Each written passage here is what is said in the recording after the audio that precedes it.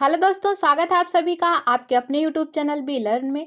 दोस्तों, आज के इस वीडियो में हम संपूर्ण पेडागोजी में जितने भी टॉपिक हैं उन सब के बारे में डिस्कस करने वाले हैं। तो वीडियो काफ़ी इंपॉर्टेंट होने वाली है, वीडियो में लास्ट तक बने रहें। यदि आपने चैनल को सब्सक्राइब नहीं किया है तो चैनल को कर लीजिए सब्सक्राइब, और वीडियो देखने के बाद पसंद आए तो वीडियो कर दीजिएगा लाइक। आइए दोस्तों, स्टार्ट करते हैं आज की क्लास। दोस्तों, आज का हमारा फर्स्ट टॉपिक है वृद्धि एवं विकास, ग्रोथ एंड डेवलपमेंट। आइए दोस्तों, सबसे पहले हम जानते हैं वृद्धि, ग्रोथ। वृद्धि एक निश्चित आयु तक होने वाली शारीरिक वृद्धि होती है, जैसे आकार का बढ़ना हो गया, भार का बढ़ना हो गया, तो इसको हम वृद्धि कहेंगे। और विकास, विकास जीवन पर्यंत चलने वाली प्रक्रिया है। विकास का अर्थ है सभी क्षेत्रों में विकास, शारीरिक, मानसिक तथा व्यवहारिक का संगठन है। मीन सभी क्षेत्रों में विकास को ही हम कहेंगे विकास। विकास के अंतर्गत ही आता है ग्रोथ। दोस्तों, वृद्धि मात्रात्मक, जिसे हम परिमाणात्मक भी कहते हैं, मात्रात्मक होती है। इससे तात्पर्य यह है कि हम इसे माप सकते हैं। जैसे आपका साइज कितना बड़ा है, आप उसे माप सकते हैं।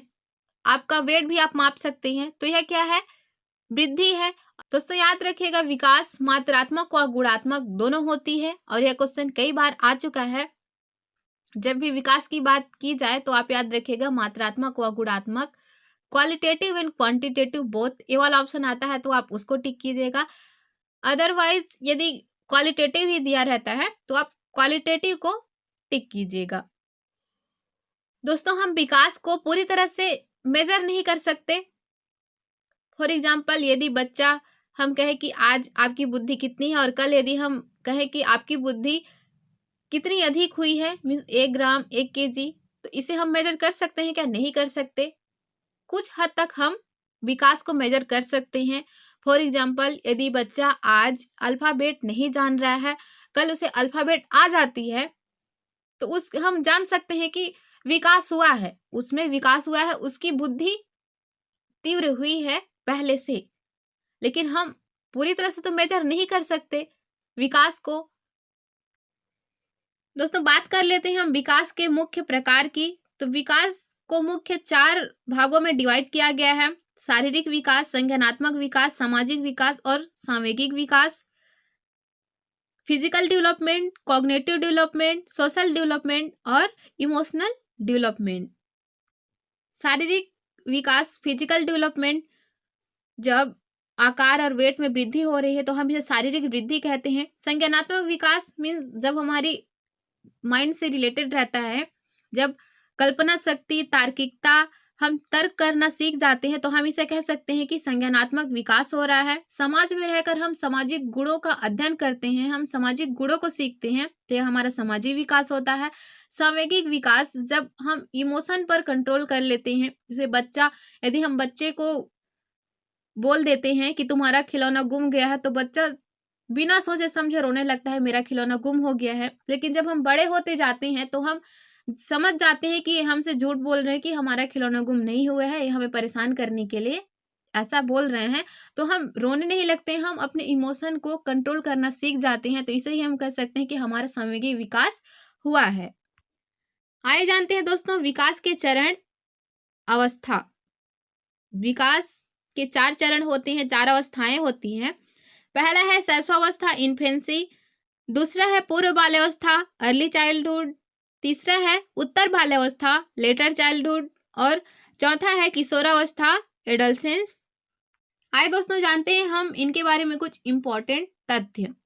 इन्फेंसी, शैशवावस्था, यह 0 से 2 वर्ष के बीच की अवस्था होती है, और इसमें संवेदी गतियां, मीन्स बच्चा क्या करता है, जिधर से भी आवाज आती है, आंख, नाक, कान, जीभ, त्वचा का उपयोग करते हैं। ये जिधर से भी आवाज आती है बच्चा उधर देखने लगता है, सुनकर, सूंघकर, चखकर वह क्या करता है, अपनी ज्ञानेंद्रियों का प्रयोग करता है। तो इसी कारण इस अवस्था को संवेदी गामक अवस्था कहा जाता है।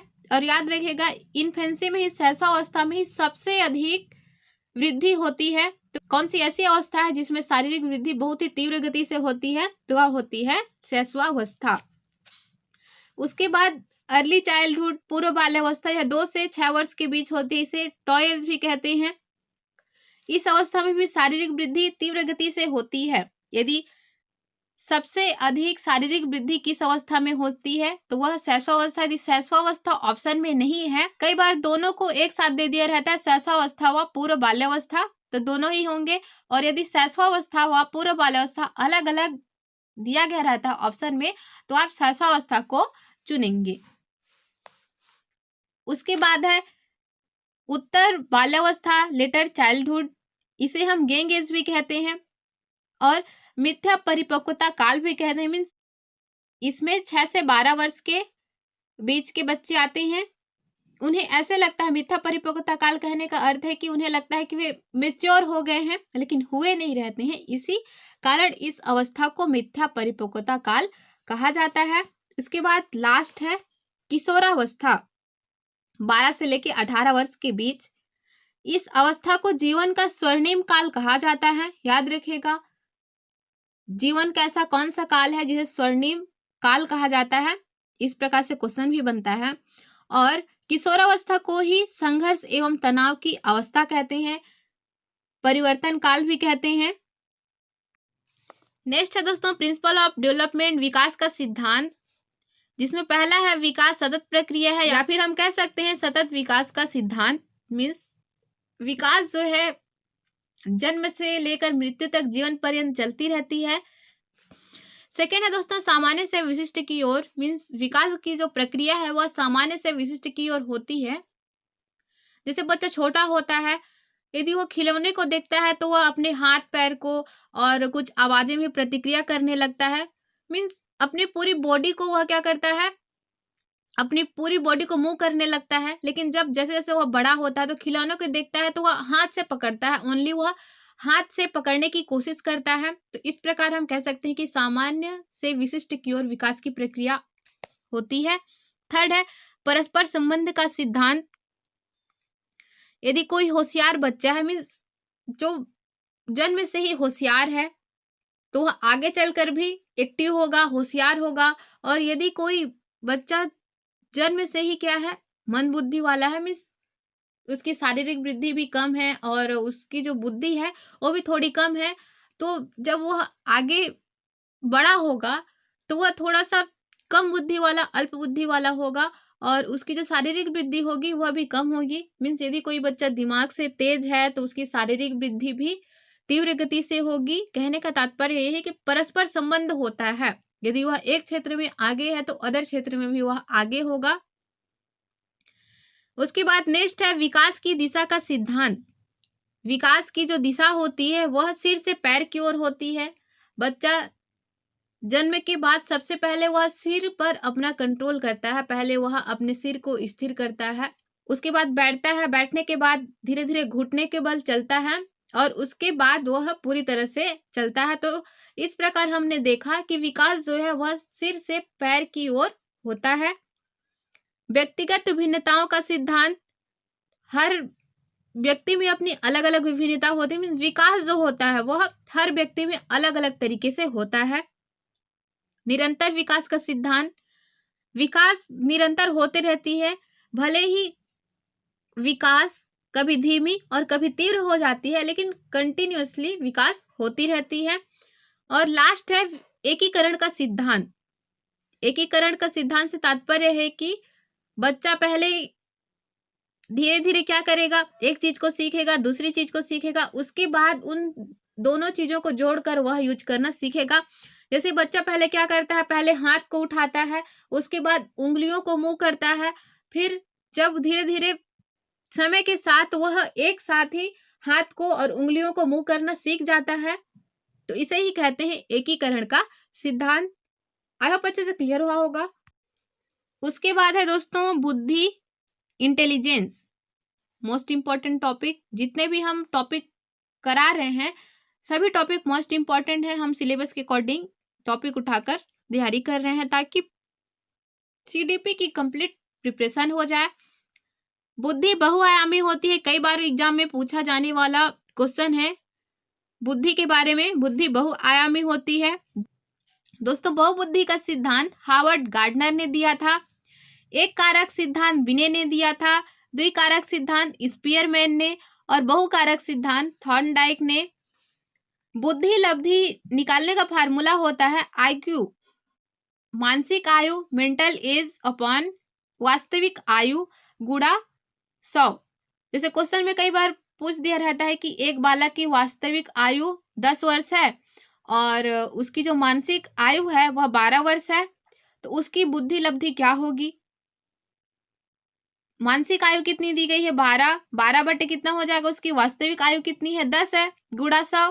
तो जब हम इसको सॉल्व करेंगे तो कितना आएगा, 12 और 100 का गुणा करेंगे तो 1200, तो कितना आ गया 1200 बटे 10। जब हम इसको सॉल्व करेंगे तो हमारा आंसर कितना आएगा 120। तो इस प्रकार उस बालक की बुद्धि लब्धि कितनी हो गई 120 हो गई। तो इस प्रकार आपको सॉल्व करना है। नेक्स्ट है दोस्तों मोस्ट इंपॉर्टेंट, जीन पियाजे का संज्ञानात्मक सिद्धांत। ऐसा कोई सीटेट का एग्जाम नहीं किया जिसमें जीन पियाजे की थ्योरी से क्वेश्चन ना आया हो। जीन पियाजे जी ने 4 अवस्थाएं बताई हैं संज्ञानात्मक विकास की। संवेदी गामक अवस्था जो कि 0 से 2 वर्ष होती है और इसमें बालक संवेदनाएं मतलब अपने ज्ञानेंद्रियों का, अपने संवेदी अंगों का प्रयोग करना सीखता है, अनुकरण करता है।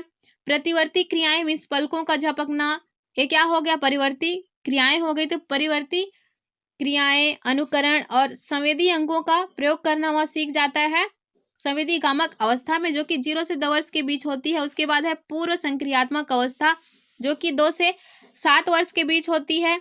इसमें वस्तु स्थायित्व का मतलब है कि यदि बच्चा एक खिलौने के बारे में जानता है और हम उसे कहते हैं कि हमने उसके खिलौने को छिपा दिया है, अब उसका कोई अस्तित्व तो नहीं है, तो बालक समझ जाता है कि खिलौने का अस्तित्व है, उसे कहीं पर छिपा दिया गया है। तो वस्तु स्थायित्व मतलब एक वस्तु है जो है, वस्तु के अस्तित्व के बारे में वह जान जाता है, तो इसी को ही कहते हैं वस्तु स्थायित्व का गुण। जीववाद, इस अवस्था में बालक क्या करता है, निर्जीव वस्तुओं का भी सजीव समझने लगता है। जैसे जब वह चलता है तो सूर्य भी चलता है, ऐसे प्रतीत होता है कि हम चलते हैं तो हमारे साथ साथ सूर्य भी चल रही हैं, लेकिन ऐसा होता नहीं है। तो बालक को कैसे लगता है कि हमारे साथ साथ पेड़ पौधे भी चल रहे हैं, सूर्य भी चल रही है और पंखा जो घूम रही है ये भी क्या है, सजीव है, तभी वो मूव कर रही है। आत्मकेंद्रिता, बालक हर चीज को अपना समझने लगता है, जैसे कि मेरी माँ, मेरी बहन, मेरा घर, मेरा खिलौना। विभेदीकरण मीन्स बच्चा अपनी माँ और दूसरे की मम्मी में अंतर करना सीख जाता है। उसके बाद तीसरी अवस्था है मूर्त संक्रियात्मक अवस्था। मूर्त संक्रियात्मक अवस्था में बालक मूर्त मीन्स प्रत्यक्ष, ठोस, प्रत्यक्ष दिखने वाली वस्तुओं के बारे में वह चिंतन करना जान जाता है। तार्किक चिंतन का गुण भी उसमें आ जाता है, लेकिन पूरी तरह से औपचारिक संक्रियात्मक अवस्था में तार्किक चिंतन का गुण आता है। पलटावे गुण से तात्पर्य है कि हम दो चीजों की जब अदला बदली कर देते हैं तो बच्चा उस चीज को पहचान जाता है। जैसे कि हम अपनी पेन लें और बच्चे की पेन लें और दोनों को मिक्स कर दें और बोलें कि इनमें से कौन सी पेन आपकी है, तो बच्चा पहचान जाता है। मीन्स दो चीजों को हम पलट दें तो वह उसको पहचान जाता है। उसके बाद लास्ट है औपचारिक या फिर अमूर्त संक्रियात्मक अवस्था। यह 11 से ऊपर की एज होती है। इसमें बच्चा अमूर्त चिंतन मीन्स प्रत्यक्ष रूप से ना दिखने वाली वस्तुओं के बारे में भी वह तर्क करना सीख जाता है। जब हम बताते हैं कि हाँ अंतरिक्ष में ऐसे ऐसे होता है तो वह उसके बारे में सोचने लगता है, कॉन्सेप्ट मैप बनना स्टार्ट हो जाता है, वह ना दिखने वाली वस्तुओं के बारे में सोचना सीख जाता है। संज्ञानात्मक विकास में परिपक्वता, पूरी तरह से मानसिक रूप से वह क्या होता है, परिपक्व हो जाता है औपचारिक संक्रियात्मक अवस्था में। मोस्ट इंपॉर्टेंट है, जीन पियाजे की थ्योरी से क्वेश्चन बनता ही है। उसके बाद है दोस्तों वाइगोत्स्की का समाज सांस्कृतिक विकास का सिद्धांत। जहां पर भी आपको ऑप्शन में दिख जाए कि बच्चा समाज में रहकर कुछ सीख रहा है तो वहां पर कौन होंगे, वाइगोत्स्की जी होंगे। परस्पर अंतः क्रिया दिख जाए आपको, सामूहिक सामाजिक कार्य दिख जाए, मीन्स जहां पर भी आपको समाज और संस्कृति में रहकर कुछ भी सीखने के लिए या फिर समूह में रहकर कुछ ही बच्चा सीख रहा है तो वहां पर वाइगोत्स्की जी की थ्योरी ही होगी, जो होगा वाइगोत्स्की जी का सामाजिक सांस्कृतिक विकास का सिद्धांत। समाज मीन्स वाइगोत्स्की। उसके बाद है कोहल वर्ग का नैतिक विकास का सिद्धांत। कोहलवर्ग जी ने नैतिक विकास के 3 अवस्थाएं और 6 चरण दिए हैं। 3 अवस्थाएं इन्होंने दी हैं और तीनों अवस्थाओं को के 2-2 चरण दिए हैं। तो 3 अवस्थाएं और कितने चरण हैं? 6 चरण हैं। आइए जानते हैं तीनों अवस्थाएं कौन कौन सी है। पहला है पूर्व परंपरागत अवस्था, जो कि 3 से 10 वर्ष के बीच की होती है। इन्होंने 3 से कम वर्ष के बालकों को इसलिए नहीं लिया क्योंकि इनका मानना था कि 3 वर्ष से पूर्व के जो बच्चे होते हैं उनमें नैतिक विकास नहीं पाया जाता। 3 साल के बाद ही बच्चे में नैतिक विकास का गुण आता है, इसीलिए इन्होंने 3 साल से ऊपर के बच्चे में ही प्रयोग किए थे। तो पहला हमारा पूर्व परंपरागत अवस्था, जो कि 3 से 10 वर्ष के बीच होती है। इसमें बच्चा क्या करता है? दंड, आज्ञाकारिता, पुरस्कार, पुनर्बलन, डर, भय, बड़ों का दबाव, ये वर्ड जहां पर भी आपको दिखे, इस अवस्था से इस प्रकार क्वेश्चन बनता है कि यदि कोई बच्चा दंड या फिर पुरस्कार पाने की इच्छा से कोई कार्य कर रहा है तो वह कोहलवर्ग के नैतिक विकास के सिद्धांत की किस अवस्था के अंतर्गत आता है? तो वह कौन सी अवस्था होगी? पूर्व परंपरागत अवस्था। उसके बाद सेकंड है परंपरागत अवस्था। इसमें बच्चे उत्तम लड़का, उत्तम लड़की मीन्स अच्छे लड़की और अच्छा लड़का बनते हैं। क्यों बनते हैं? क्योंकि इस उम्र के जो बच्चे होते हैं उनमें प्रशंसा की चाह होती है। मीन्स वे चाहते हैं कि वे गुड गर्ल बने, गुड बॉय बने, ताकि सब उनकी क्या करें? प्रशंसा करें, सब उनको पसंद करें। और परंपराओं का भी पालन वे इसीलिए करते हैं ताकि सब उन्हें पसंद करें। उसके बाद है दोस्तों परंपरागत अवस्था। इस अवस्था के जो बच्चे होते हैं वे निर्णय लेने की परिपक्वता उनमें आ जाती है। समाज कल्याण की वे बात करते हैं। परंपराओं के ऊपर मीन्स यदि कोई रूढ़िवादिता, अंधविश्वास को मान रहा है तो इस चीज को नहीं मानेंगे, इस चीज का वे विरोध करेंगे, चाहे सामने वाला कोई भी हो। जहां पर भी उन्हें ऐसे लगे कि कानून का विरोध हो रहा है या फिर कुछ गलत हो रहा है तो वे उसका विरोध करेंगे। उनमें निर्णय लेने की शक्ति आ जाती है। मीन्स उनमें नैतिक गुण का पूरी तरह से विकास हो जाता है। वे सही गलत की समझ रखते हैं। यदि अच्छा कार्य हो रहा है तो वे उसको प्रोत्साहन करेंगे और यदि गलत हो रहा है तो वे उसका विरोध करेंगे। परंपरागत अवस्था में आकर बच्चे पूरी तरह से नैतिक गुण को सीख जाते हैं। नेक्स्ट टॉपिक है दोस्तों समाजीकरण। समाजीकरण का तात्पर्य क्या होता है? सामाजिक नियमों के प्रति अनुकूलन और समायोजन कर लेना। जब बालक सामाजिक नियमों के प्रति क्या करता है? समायोजन कर लेता है, अनुकूलन स्थापित कर लेता है, तो इस गुण को ही हम क्या कहते हैं? समाजीकरण। और समाजीकरण से क्वेश्चन बनता है बच्चे के समाजीकरण में भूमिका होती है। फर्स्ट क्या किसकी होती है? परिवार एवं पास पड़ोस की होती है। और द्वितीय भूमिका किसकी होती है? विद्यालय एवं मीडिया की। और यह क्वेश्चन कई बार रिपीट हो चुका है, तो याद रखिएगा। बच्चे के समाजीकरण में जो प्रथम भूमिका होती है वह परिवार एवं पास पड़ोस की होती है और द्वितीय भूमिका जो होती है वह विद्यालय एवं मीडिया की होती है। देखिए दोस्तों, यहाँ पर एक संवाद दिया गया है। मुझे इस पेंटिंग को पूरा करने के लिए नीला, पीला, लाल और सफेद रंग की आवश्यकता है। इस पेंटिंग को सबसे पहले मैं अपनी माँ को दिखाऊंगी। ऐसा स्वयं से एक बालिका है जो स्वयं से वार्ता कर रही है। तो इस प्रकार की वार्ता को वाइगोत्स्की जी वैयक्तिक वार्ता कहते हैं और पियाजे जी अहम केंद्रित वार्ता कहते हैं। तो याद रखिएगा, यदि कोई संवाद दिया जाता है और उसमें पूछा जाता है कि इस प्रकार स्वयं से बच्चे बातचीत करते हैं तो इस प्रकार की वार्ता को क्या कहते हैं? यदि वाइगोत्स्की के अनुसार क्या कहा जाता है तो होगा वैयक्तिक वार्ता। और जीन पियाजे जी के अनुसार क्या कहा जाता है तो वह होगा अहम केंद्रित वार्ता। नेक्स्ट टॉपिक है दोस्तों चिंतन से। चिंतन 3 प्रकार के होते हैं: अपसारी चिंतन, अभिसारी चिंतन और समालोचनात्मक चिंतन। अपसारी चिंतन हम किसे कहते हैं? जब किसी समस्या का समाधान एक से अधिक तरीके से किया जा सकता है। यदि हम किसी बालक को एक समस्या दें और उसके समाधान के बारे में पूछें तो बच्चा एक से अधिक समाधान दे रहा है तो वह बच्चा सृजनात्मक बालक होगा, उसमें सृजनात्मकता होगी। तो हम ऐसे बालक को क्या कहेंगे? सृजनात्मक बालक कहेंगे। और उस बालक के इस प्रकार के चिंतन को क्या कहेंगे? सृजनात्मक चिंतन या फिर अपसारी चिंतन। सेकेंड है अपसारी चिंतन। यदि बालक को हम कोई समस्या देते हैं या फिर कहीं भी उसे कोई समस्या आती है तो उसका वह सटीक और एक ही उपाय ढूंढ लेता है, वो उपाय सही भी हो, स्पष्ट भी हो और सटीक भी हो, तो इस प्रकार के चिंतन को हम कहते हैं अभिसारी चिंतन। एक ही हल हो लेकिन वह ठोस हल हो, इस प्रकार के चिंतन को हम क्या कहेंगे, अभिसारी चिंतन। और अभिसारी चिंतन सामान्य बालक भी करते हैं और प्रतिभाशाली बालक भी करते हैं। थर्ड है हमारा समालोचनात्मक चिंतन, क्रिटिकल थिंकिंग। जब बालक गुण दोष दोनों के बारे में क्या करता है, यदि हम उसे कोई टॉपिक दे दें तो वह क्या करेगा, उसके गुण को भी देखेगा, उसके दोष को भी देखेगा। गुण दोष के आधार पर जहां पर चिंतन की जाती है तो ऐसे चिंतन को हम कहते हैं समालोचनात्मक चिंतन। नेक्स्ट टॉपिक है दोस्तों आनुवंशिकता एवं वातावरण। कई बार वातावरण भी दे देते हैं या फिर वातावरण की जगह पर्यावरण भी दे दी जाती है, तो दोनों सेम ही है।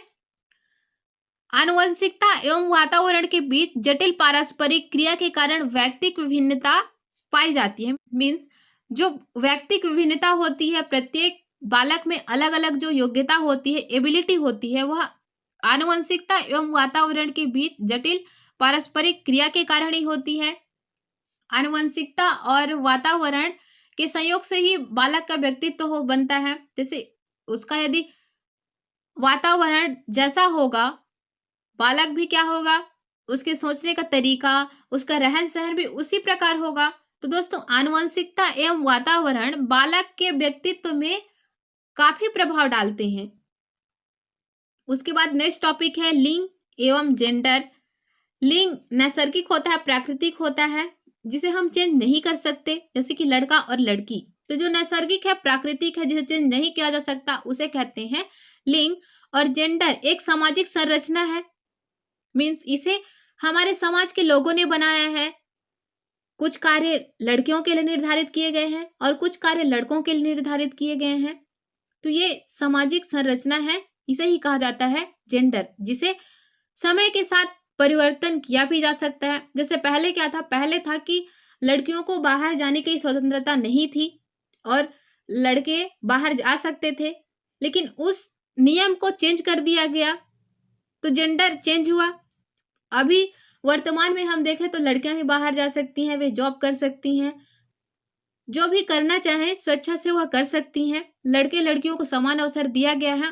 तो क्या है, जेंडर परिवर्तनशील है, हम समाज के नियमों को समय के साथ परिवर्तन कर सकते हैं, लेकिन लिंग क्या है, अपरिवर्तनशील है, उसे चेंज नहीं किया जा सकता। तो आई होप लिंग और जेंडर में जो कंफ्यूजन थी वह क्लियर हुई होगी। दोस्तों 2019 में क्वेश्चन बना था स्कैप होल्डिंग से, जिसे हिंदी में पाड़ या फिर ढांचा कहते हैं। पाड़, ढांचा, सहारा देना। तो इससे बेटर है कि आप इंग्लिश में याद कर लें स्कैप होल्डिंग।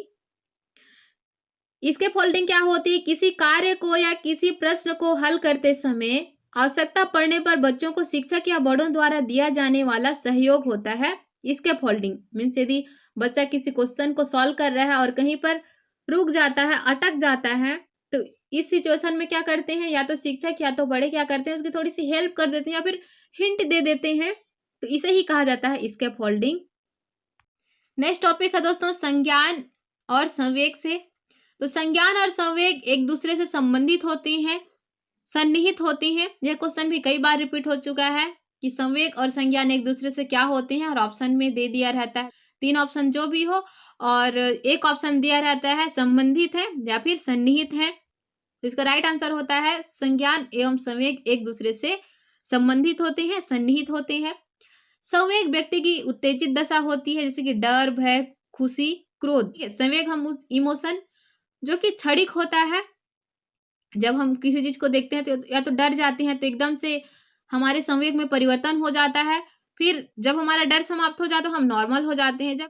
जब हमारे सामने कुछ ऐसा होता है जो कि हमें पसंद नहीं है तो हम क्या होते हैं, हम क्रोधित हो जाते हैं, और ये क्रोध भी कुछ समय के लिए रहता है, क्षणिक होता है। तो इसे ही कहते हैं संवेग। संवेग क्या होती है, व्यक्ति की उत्तेजित दशा होती है। जब हम उत्तेजित होते हैं तो वह दशा, वह अवस्था आ जाती है, और जब हम नॉर्मल हो जाते हैं तो वह चली जाती है।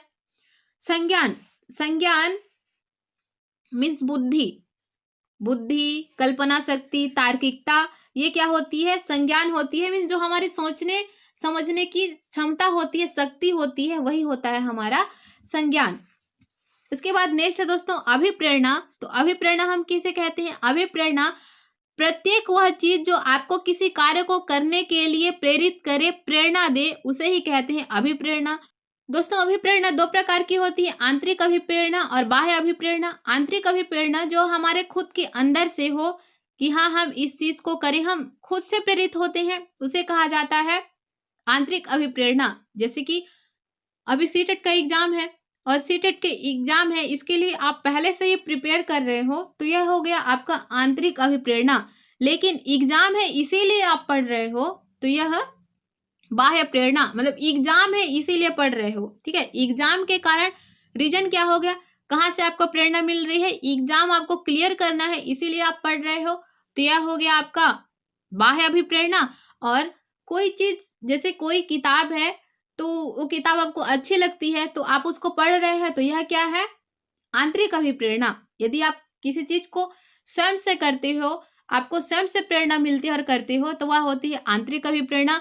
और किसी चीज को देखकर, जैसे कि कोई टीचर है पढ़ा रहा है तो आपके मन में भी आती है कि हाँ हम भी एक दिन टीचर बनेंगे, हम भी ऐसे पढ़ाएंगे। यदि आप डॉक्टर को देखते हो, इलाज कर रहे हैं, समाज सेवा है, तो आपको लगता है कि हम आगे बढ़कर, हम आगे चलकर क्या करेंगे, डॉक्टर बनेंगे। तो यह क्या है, आप टीचर को देख के, डॉक्टर को देख के, पुलिस को देख के, वकील को देख के, जज को देख के आप उन्हीं की तरह बनने की कोशिश कर रहे हैं, तो आप दूसरे से प्रेरित हो रहे हो। किसी दूसरी चीज या फिर किसी दूसरे व्यक्ति से प्रेरित होकर जब हम कोई कार्य करते हैं तो इसे कहा जाता है बाह्य प्रेरणा। और जब हम स्वयं से प्रेरित होते हैं तो इसे कहा जाता है आंतरिक प्रेरणा। आया अच्छे से क्लियर हुआ होगा। नेक्स्ट टॉपिक है दोस्तों मूल्यांकन या आकलन। आकलन शिक्षण अधिगम प्रक्रिया का भाग होता है। आपने ये दो टर्म सुने होंगे, या तो सतत मूल्यांकन हो गया, सतत आकलन हो गया। व्यापक मूल्यांकन या फिर समग्र मूल्यांकन, व्यापक आकलन या फिर समग्र आकलन। तो सतत क्या होता है, जो कि कंटिन्यूअस होती है, मीन्स लगातार होती रहती है। जैसे कि हम टेस्ट लेते हैं उसे मूल्यांकन कहेंगे, जैसे कि हमने वीकली ले लिया या फिर हर मंथ ले रहे हैं, टेस्ट ले रहे हैं, तो ये क्या हो गया, कंटिन्यूअस। मतलब हर वीक लेना है तो हम हर वीक लेंगे ही, हर मंथ लेना है तो हम हर मंथ लेंगे ही। जो कंटिन्यूअस सतत चलती रहती है इसे ही कहा जाता है सतत मूल्यांकन या फिर सतत आकलन। और समग्र या फिर व्यापक मूल्यांकन हम किसे कहते हैं, जो सभी क्षेत्रों में हो, मीन्स ओनली पढ़ाई के क्षेत्र में नहीं, जो सह शैक्षिक होते हैं, जैसे कि खेलकूद हो गया, व्यायाम हो गया, पढ़ाई के अलावा और भी बहुत सारे क्षेत्र हैं जिनके बारे में हम क्या करते हैं, आकलन लेते हैं। तो इसे कहते हैं सभी क्षेत्रों का आकलन या फिर सभी क्षेत्रों का मूल्यांकन करना ही समग्र मूल्यांकन या फिर व्यापक मूल्यांकन, या फिर इसी को हम कह सकते हैं समग्र आकलन या फिर व्यापक आकलन। नाम से स्पष्ट है, समग्र और व्यापक। व्यापक मीन्स क्या होता है, बड़ा होता है, समग्र मीन्स सभी क्षेत्रों में। दोस्तों कई बार आपने ए वर्ड सुने होंगे, निदानात्मक परीक्षण और उपचारात्मक शिक्षण। तो निदानात्मक परीक्षण का मतलब होता है समस्या को पहचानना, समस्या की पहचान करना, और जब हम समस्या की पहचान कर लेते हैं उसके पश्चात उपचारात्मक शिक्षण, समस्या का समाधान करना। निदानात्मक में हम क्या करते हैं, समस्या की पहचान करते हैं, समस्या का पता लगाते हैं, समस्या का पता लगाने के बाद उपचारात्मक, नाम से स्पष्ट है, उपचारात्मक में उपचार करना, उस समस्या का समाधान करना। आइए जानते हैं आकलन के उद्देश्य। तो आकलन के उद्देश्य होते हैं दोस्तों बच्चे का स्तर जानना तथा अधिगम प्रक्रिया व शिक्षण प्रक्रिया में सुधार करना। बच्चा किस चीज को नहीं समझ रहा है इसके बारे में जानने के लिए हम क्या करते हैं, आकलन करते हैं। और उस आकलन के बेस पर मीन्स जहां पर बच्चे को कठिनाई होती है उसको अच्छे से समझाने के लिए हम क्या करते हैं, हम अपने शिक्षण प्रक्रिया को क्या करते हैं, रुचिपूर्ण बनाते हैं, बच्चे के लिए इंटरेस्टिंग बनाते हैं, ताकि बच्चा इजीली उस चीज को समझ पाए, उसकी समस्याओं का उपचार हो सके। उसके बाद है दोस्तों बाल केंद्रित शिक्षा। बाल केंद्रित शिक्षा में बालक सक्रिय होता है, केंद्र में होता है। नाम से स्पष्ट है, बाल केंद्रित शिक्षा में क्या होगा, बच्चा केंद्र में होगा, भयमुक्त होता है, स्वानुशासित होता है, प्रश्न पूछता है और पूर्ण सहभागिता होती है। बाल केंद्रित शिक्षा में दोस्तों शिक्षक शिक्षक की भूमिका क्या होती है? गौण भूमिका होती है। मार्गदर्शक के रूप में होता है शिक्षक, एक आदर्श रूप में होता है और सहायता करने वाला होता है। तो याद रखिएगा, बालक क्या होता है? सक्रिय होता है, केंद्र में होता है, भयमुक्त होता है, स्वानुशासित होता है और प्रश्न पूछता है। और शिक्षक क्या होता है? शिक्षक की गौण भूमिका होती है, मार्गदर्शक होता है, आदर्श और सहायता करने वाला होता है। उसके बाद आए जानते हैं प्रगतिशील शिक्षा। प्रगतिशील शिक्षा में क्या होता है? बच्चा स्वयं करके सीखता है और बच्चे को सीखने के पूर्ण अवसर प्रदान किए जाते हैं। प्रगतिशील शिक्षा इसीलिए बहुत ही ज्यादा महत्वपूर्ण है, इंपॉर्टेंट है, क्योंकि प्रगतिशील शिक्षा में बच्चे को पूर्ण अवसर दिया जाता है। बच्चा स्वयं करके सीखता है, एक्टिव होता है, गतिविधि करके सीखता है। सीखने के अवसर उपलब्ध कराए जाने के कारण बच्चा क्या करता है? बच्चा इंटरेस्ट लेता है और पूरी तरह से इन्वॉल्व होकर रुचिपूर्ण तरीके से सीखता है। उसके बाद है दोस्तों समावेशी शिक्षा, इंक्लूसिव एजुकेशन।